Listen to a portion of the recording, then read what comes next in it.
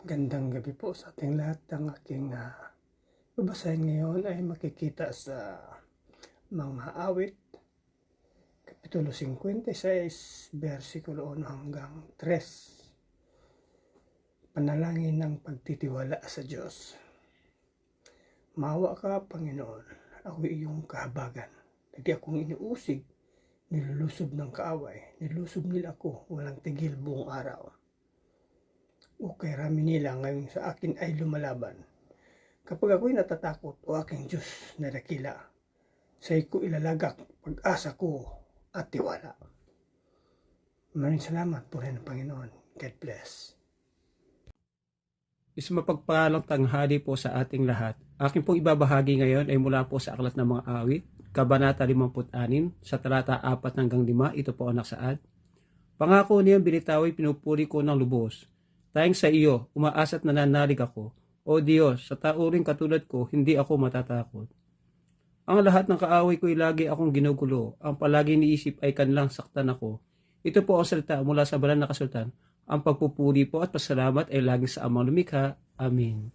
Isang pagpalang gabi po sa ating lahat. Ang aking pambabasahin ngayon mula sa libro ng Salmo, chapter 56, verses 6 and 7. Nagsasama-sama sila at nagsisipagtago. Binabantayan nila ang lahat ng kilos ko at nag-iintay ng pagkakataon upang patayin ako. Huwag niyo silang hayaang matakasan ang parusa ng kanilang kasamaan. Ibagsak ninyo ang mga bansa sa inyong matinding galit, O Diyos. Amen. God bless po. Magandang gabi po sa ating lahat. Ang babasahin ko po ay mula po sa Salmo, chapter 56, verse 8 to 9. Nalalaman niyo ang aking kalungkutan at napapansin niyo ang aking mga pag-iyak. Hindi ba't inilista niyo ito sa inyong aklat? Kapag tumawag ako sa inyo, O Diyos, magsisitakas ang aking mga kaaway. Alam ko ito dahil ikaw ay aking kakampi. Amen. God bless po. Ang Bible verse ko po today is from the book of Psalms, chapter 56, verses 10 to 11. May tiwala ako sa Diyos, pangako niya ay iingatan. Pupurihin ko si Yahweh sa pangakong binitawan. Lubos akong umaasat, may tiwala ako sa Diyos. Sa tao ring, katulad ko, hindi ako matatakot. Amen. Ang mabuting balita ng ating Panginoon. Muli po, purihin po muli ang Panginoon, no, sa panibagong pagkakataon na nakakapagpatuloy po tayo sa pagbabasa ng Biblia. No? At tayo nga po ay nasa Psalms chapter 56 at ang ating pagbabasahin ay 12 to 13. So sabi po dito, O Diyos, ako'y may panata sa iyo. Tutuparin ko ang aking mga pangako ng pasasalamat.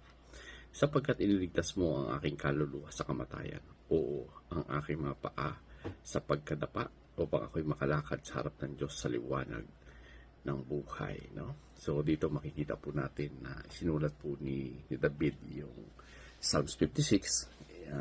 Mararamdaman po natin, no, na talagang siya po ay nasa gitna ng takot at panganib. Ngunit sa halip na si David ay magreklamo, mas pinipili niya na magpasalamat sa Panginoon. Hindi dahil madali yung kanyang kalagayan, kundi alam niya po na yung ang Panginoon ay talagang andun po yung katapatan. No?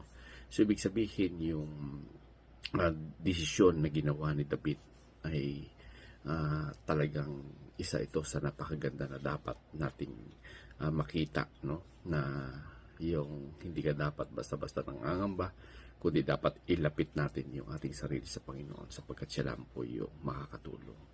Isang paalala din po ito, no, sa 13, no, ay yung Diyos po ay hindi lamang nagliligtas mula sa kamatayan, kundi pinipigilan din niya, no, yung ating pagbagsak, yung ating tinatayo din tayo niya sa pagkakadapa natin sa bawat araw. So ibig sabihin yung ating buhay ay kayang dalhin ito ng Panginoon sa buhay na may liwanag, no, na tayo ginagabayan, itinatayo upang sa ganun ay makalakad po tayo sa liwanag na kasama ng Diyos. So tama yung ginawa ni David na magpasalamat sa Panginoon. Ito yung isa na pagandang aral na dapat natin matutunan. So muli po, God bless everyone.